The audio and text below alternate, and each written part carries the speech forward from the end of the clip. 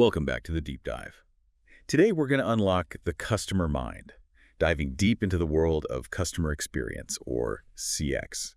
Our guide for this deep dive is the white paper, Unlocking the Customer Mind, Mastering Emotional and Rational Buying Triggers. It's a topic that's absolutely critical for anyone looking to connect with their customers, on a deeper level. You're not kidding. The white paper starts with a stat that really caught my eye. Harvard professor Gerald Zaltman found that 95% of purchasing decisions actually happen subconsciously, driven by emotions. Yeah. Makes you wonder, how much of our rational decision-making is actually influenced by feelings, feelings we're not even aware of. It really does. And it highlights the need for CX leaders to go beyond the surface level and understand the emotional landscape their customers are navigating. Okay, so let's get into that. Before we dive into, specific emotional triggers, Right. the white paper talks about journey management as a core approach to CX. What's the significance of that? Well, journey management is about understanding the entire customer experience from start to finish, not just isolated interactions. It's the foundation for solving business problems while meeting customer needs along the way, as the authors at TribeCX put it. So instead of just reacting to issues as they pop up, you're proactively shaping the entire experience. Exactly. Let's say you're a software company and a customer is deciding whether to renew their subscription. You wouldn't just focus on sending them a renewal reminder. You'd look at their entire journey, how they initially discovered your software, how they've engaged with support, what features they use most often, and whether they've had any negative experiences. That makes a lot of sense. By mapping out the entire journey, you can identify potential pain points and proactively address them. You're spot on. And by understanding that journey, you can begin to address both the emotional and rational needs of your customers. That's where the white paper gets really interesting, talking about how these two sides of the customer mind are blurring. Yeah. Yeah, the paper mentions how even something like brand loyalty, which we usually think of as emotional, is now being influenced by rational factors like sustainability. It's almost like those warm, fuzzy feelings aren't enough anymore. We need our logic to be satisfied, too. It's a complex interplay, isn't it? This blurring of lines creates challenges, absolutely, but it also opens up exciting new possibilities for businesses who get it right. Definitely. Okay, let's break down these needs. The white paper dives into 4 key emotional triggers that influence customers: feeling cared for, feeling confident, feeling trust and transparency, and feeling energized. And to me, these are all about creating genuine human connection. When a brand makes us feel these things, it's powerful. Let's start with cared for. It's more than just good service, isn't it? What are some real-world examples of brands nailing this emotional trigger? Think about a company like Ritz-Carlton. They're known for empowering their employees to go above and beyond to anticipate and meet customer needs. It's not just about fixing a problem, it's about making guests feel truly valued and understood. So it's about giving employees the autonomy to make decisions that put the customer first. Exactly. That level of empowerment sends a powerful message. We care about you enough to invest in making your experience exceptional. Makes you feel like more than just a transaction, which is probably why people are willing to pay a premium for that kind of experience. How about confidence? How do brands build that emotional feeling? Confidence comes from knowing you can rely on a brand to deliver on its promises. Think about a company like Patagonia, known for their commitment to quality and durability. They stand behind their products with an ironclad guarantee, and that builds tremendous confidence in the brand. You know they're not going to let you down. So it's about backing up your words with action, not just making empty promises. Precisely. And that ties directly into the next emotional trigger: trust and transparency. Trust is everything these days, especially with so much information and misinformation, flying around. How can brands cultivate that sense of trust, especially online? Transparency is key. Look at a company like Everlane, a clothing retailer that's completely transparent about their supply chain and pricing. They show customers exactly where their clothes are made, how much it costs to produce them, and what their markup is. That level of openness builds trust and makes customers feel like they're part of the process. It's almost like you're giving customers a behind-the-scenes look at your business, which is incredibly powerful in a world where so many brands feel opaque and untrustworthy. Right. It's about showing you've got nothing to hide. Now, the final emotional trigger the white paper dives into is energized. What does that look like in practice? To me, it's about that feeling you get when a brand inspires you, motivates you, or makes you feel like you're part of something bigger. You're right on the mark. Think about a brand like Nike. Their marketing campaigns often go beyond just selling shoes. They tell stories of resilience, determination, and achieving the impossible. And that resonates with people on an emotional level, making them feel like they can achieve anything if they wear those shoes. Exactly. It's about tapping into aspirations and making customers feel like the brand is a partner in their journey. All right, so we've talked about the emotional side of the equation. There's also the rational side, the practical aspects that customers expect. Absolutely. The white paper calls these experiential needs, and they're all about delivering on the nuts and bolts of a positive customer experience: seamlessness, relevance, and efficiency. Okay, let's break those down. For our listeners who are already CX savvy, I think we can skip the basic definition of seamless. What are some of the more advanced techniques brands are using to create that truly frictionless experience? One that's becoming increasingly crucial is omni-channel integration.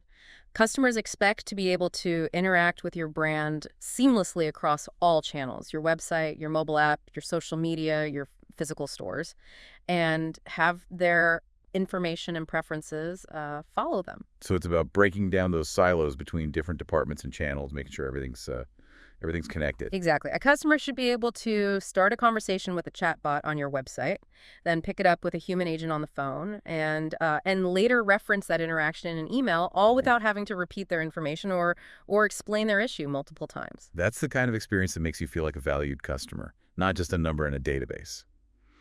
And speaking of feeling valued, let's talk about relevance. It's all about personalization, right?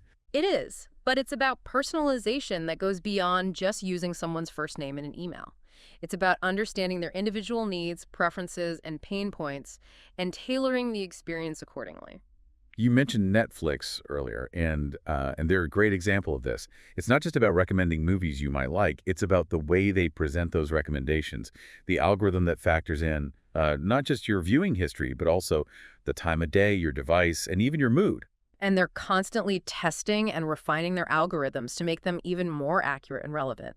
The result is an experience that feels incredibly personalized and engaging. Which is probably why so many of us end up binge watching way more than we intended. Yeah. Okay, the final experiential need the white paper highlights is efficiency.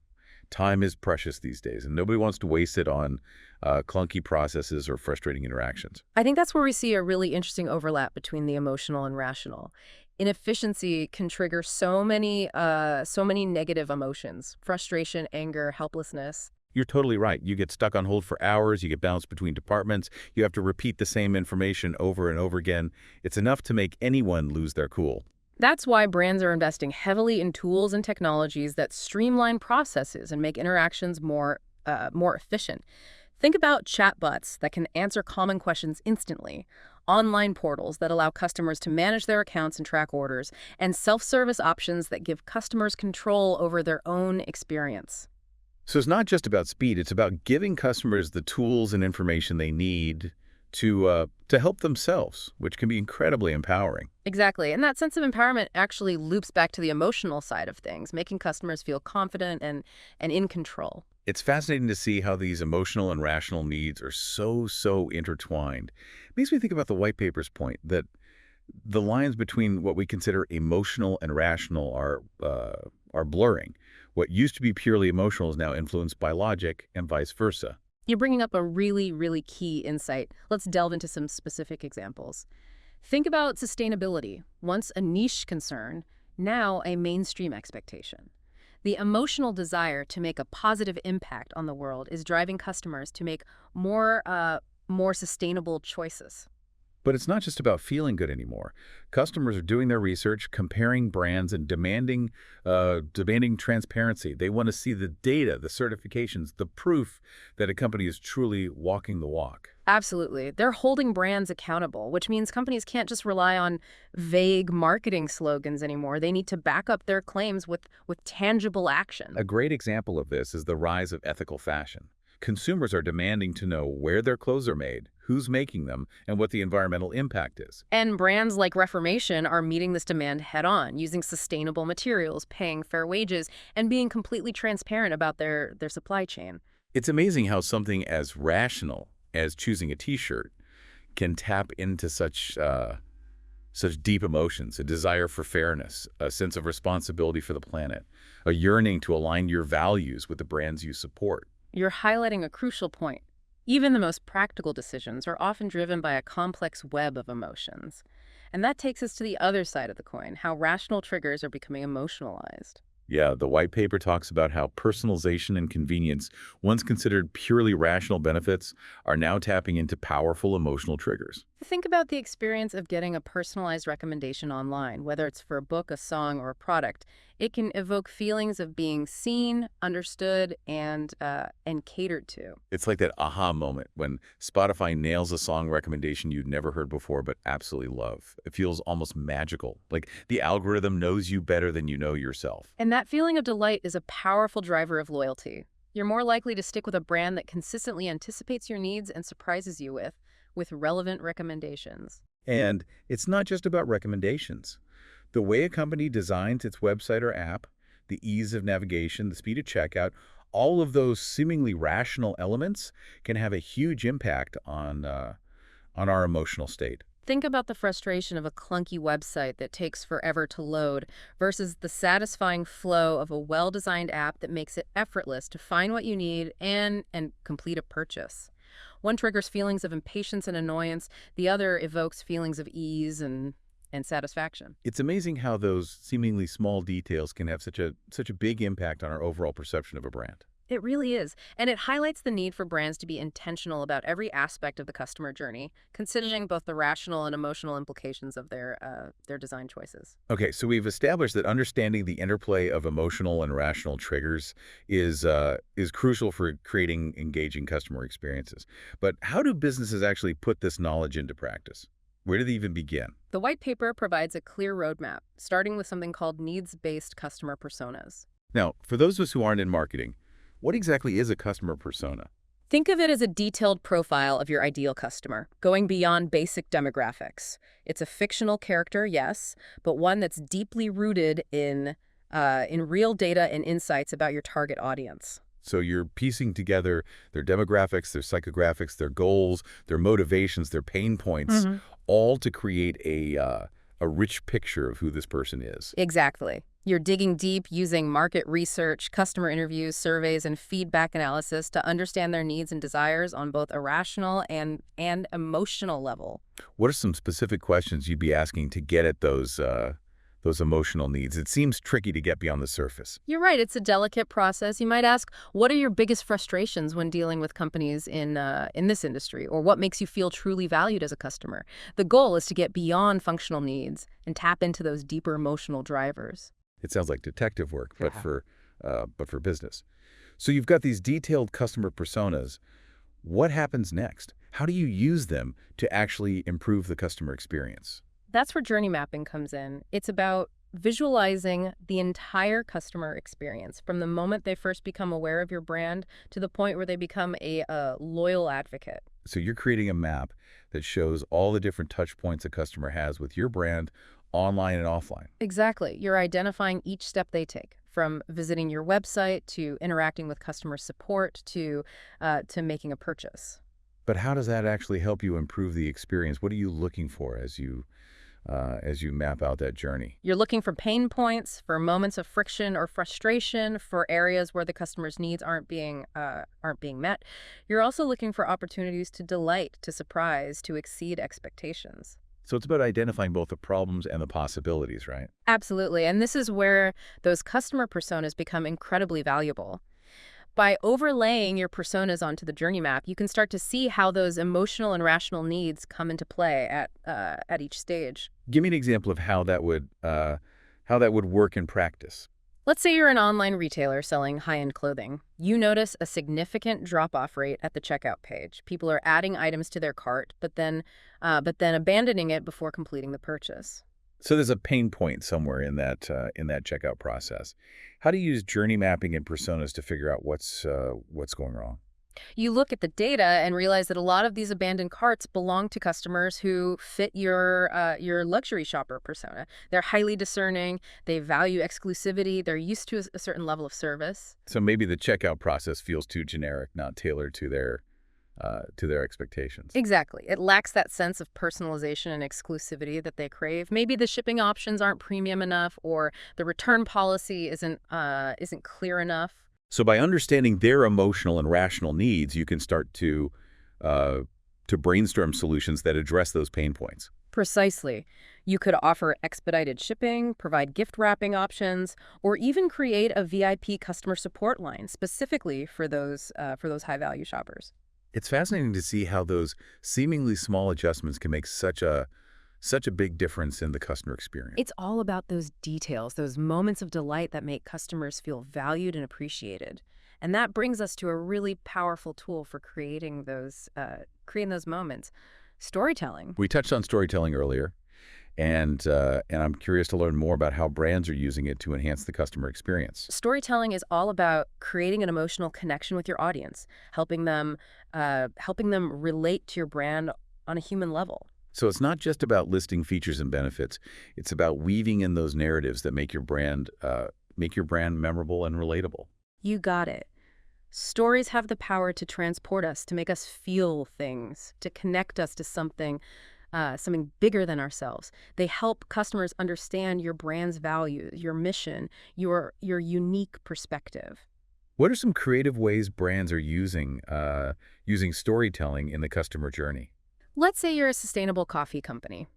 Instead of just talking about your fair trade practices, you could tell the stories of the farmers who grow your beans, highlighting their struggles, their triumphs, and their passion for quality. That's a great way to make it personal and relatable. You're not just selling coffee, you're selling a connection to the people and the planet behind that cup of coffee. Exactly. Or let's say you're a tech company launching a new product. Instead of just listing its features, you could tell the story of how the product came to be, the challenges your team overcame, the vision that drove you. That would humanize the product and make it more engaging, showing the heart and soul behind the technology. It's all about finding those authentic stories that resonate with your audience and make your brand stand out in a crowded marketplace. Okay, so we've talked about emotional triggers, rational needs, journey mapping, storytelling. It's a lot to take in, but I think one of the most important takeaways is this idea of being intentional about every aspect of the customer experience. You can't just leave it to chance and hope for the best. You're absolutely right. It's about deliberately designing the experience you want to create, making sure every touch point, every interaction, every message aligns with your brand values and your customers' needs. It's about being proactive, not reactive. Right. Anticipating needs instead of just responding to problems. Exactly. And it's about viewing the customer experience as a journey, not a destination. It's an ongoing process of listening, learning, and adapting to create those moments of delight that build lasting relationships. Well, I think we've covered a lot of ground in this part of our deep dive. We've explored the rational side of the customer mind, delved into how emotional and rational triggers are blurring, and talked about how to put those insights into practice through techniques like journey mapping and storytelling. But it's not just about creating those amazing experiences. It's about making sure they're actually having the desired impact. That's where measurement comes in. That's a great point. It's easy to get caught up in the creative side of CX, but ultimately you need to know if your efforts are moving the needle. Absolutely. And that's what we'll be diving into in part 3 of our deep dive, how to measure the effectiveness of your CX strategy and use data to drive continuous improvement. I'm looking forward to that. It's all well and good to create those aha moments, but how do you know if they're actually driving business results? That's the million-dollar question. It is. And we'll be tackling it head on in our next segment. Welcome back to the deep dive. In the first two parts of our exploration, we've unpacked the emotional and rational triggers that drive customer behavior and discussed how to use those insights to design more engaging experiences. We've talked about the power of journey mapping, the importance of storytelling, and the need to be intentional about every touch point. But as we all know, it's not enough to simply create those wow moments. We need to make sure they're actually having the desired impact on the bottom line. Yeah. And that's where measurement comes in. You're absolutely right. It's one thing to have a gut feeling that your CX efforts are working, but it's another thing entirely to have the data to back it up. The white paper really emphasizes the need for a robust analytic system. It's not just about collecting data. It's about being able to analyze it and extract meaningful insights. Data without insight is just It's just noise. And in today's world, we're bombarded with data from all directions. The challenge is to sift through that noise and find the signal, the insights that can help us make smarter decisions. So for CX leaders who are just starting to build out their analytics capabilities, where should they focus their efforts? What are the key metrics they should be tracking? Well, it depends on their specific goals and industry, but there are some core metrics that are relevant to almost every organization. Like website traffic, for example. That seems like a pretty basic one. It is, but it's still important. You want to know how many people are visiting your website, where they're coming from, and what they're doing once they get there. Are they bouncing immediately? Are they engaging with your content? Are they clicking through to other pages? So it's not just about the quantity of traffic, it's about the quality of traffic, right? Yeah. Are you attracting the right kind of visitors, the ones who are most likely to convert into customers? That's a key question. And speaking of conversion, that's another critical metric to track. How many visitors are actually taking the desired action, whether it's signing up for a newsletter, downloading a white paper, or making a purchase. And I imagine you'd want to track those conversion rates across different channels, your website, your social media, your email marketing, to see what's performing best. Absolutely. You want to know where your most valuable customers are coming from, so you can double down on those channels. And once you've acquired those customers, you want to keep them coming back for more. Which brings us to customer retention, right? Yeah. It's cheaper to keep an existing customer than to acquire a new one. Exactly. That's why metrics like customer lifetime value and churn rate are so important. You want to know how much revenue a customer generates for your business over their lifetime, and how many customers are leaving.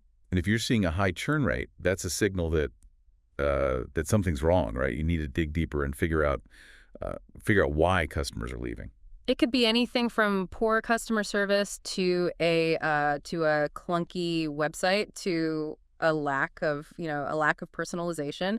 That's where those qualitative metrics come in, the customer feedback that can help you understand the why behind the numbers. So you're talking about things like customer surveys, online reviews, and social media comments. Exactly. Those are all valuable sources of insight into how customers are perceiving your brand and what they're saying about their experiences. Yeah, and I imagine sentiment analysis is a helpful tool here, allowing you to gauge the overall tone of those conversations, right? It is. Are people expressing positive emotions, negative emotions, or a mix of both? Understanding those emotional undercurrents can give you a deeply understanding of what's resonating with customers and what's falling flat. So we've got the quantitative data, the website traffic, the conversion rates, the retention metrics, and we've got the qualitative data, the customer feedback, the online reviews, the social media chatter. What do we do with all this information? How do we turn it into actionable insights? That's where the real magic happens. It's about looking for patterns, for correlations, for those aha moments that help you understand what's driving success and what needs to be improved. It's like putting together a puzzle. Mm-hmm. Right. Each piece of data is a clue, and as you start to fit them together, a clearer picture emerges. You've got it. And the more data points you have, the richer and more nuanced that picture becomes. You can start to see how different elements of the customer journey are influencing each other. So you might notice that customers who interact with your chatbot are more likely to make a purchase, or that customers who leave positive reviews have a higher lifetime value. Exactly. And those insights can inform your CX strategy going forward. You might decide to invest more in your chatbot, or you might launch a campaign to encourage customers to leave reviews. It's all about using data to make smarter decisions and optimize the customer experience. And it's an ongoing process, a cycle of continuous improvement. You're constantly collecting data, analyzing it, refining your approach, and measuring the results. It's like a never-ending journey of discovery, always learning and evolving. And that's what makes CX so exciting. There's always something new to learn, something new to try, something new to improve. This deep dive has really opened my eyes to the power of CX and the importance of combining emotional intelligence with data-driven insights. It's been a fascinating exploration, hasn't it? It really has. I hope our listeners are feeling inspired to take their own CX efforts to the next level. I hope so too. Remember, it's all about creating those exceptional experiences that make customers feel valued, understood, and delighted. And it's about using data to make sure those experiences are actually driving the results you wanna see. Well said. It's been a pleasure joining you on the deep dive. The pleasure was all mine. And to our listeners, thank you for joining us on this journey into the customer mind. We'll see you next time for another fascinating deep dive.